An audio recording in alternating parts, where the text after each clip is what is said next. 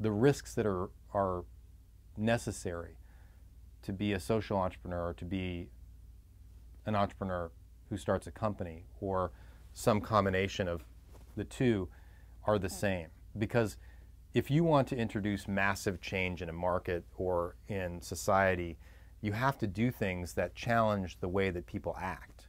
You have to make people be uncomfortable. That's the nature of entrepreneurship altogether. In terms of coming up with a concept, start with an emotional commitment to something or an intellectual belief that if you don't pursue this, the world will not be as good as it might be. Or some customer won't be served in the way that they should be. Whatever kind of personal value comes out of that, if it's enrichment or you achieve some specific aim, I think that's secondary to being very specifically committed.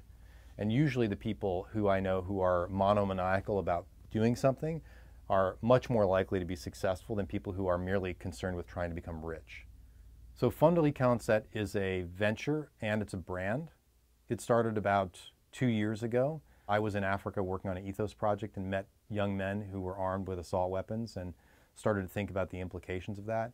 And John, my business partner, was in Tanzania visiting a conference and then going out and meeting entrepreneurs and was thinking about making investments. Saw the same kinds of problems and started to think about the risk that was involved in making investments where people had guns.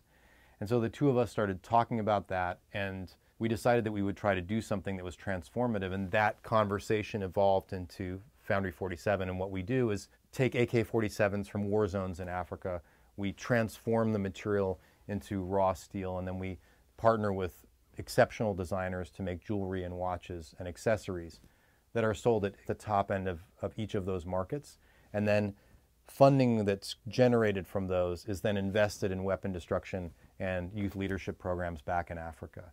And so our main focus in terms of what we want this venture to do is to significantly reduce the number and impact of assault weapons in Africa.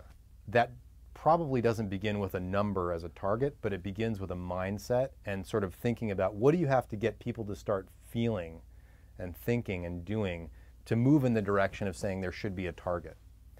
And so helping people to understand how these weapons play a role in Africa's problems, how they enable a lot of the fear, they enable things like poaching, rape, they enable genocide, they enable conflict at a scale that's much greater than Africa knew before they were present.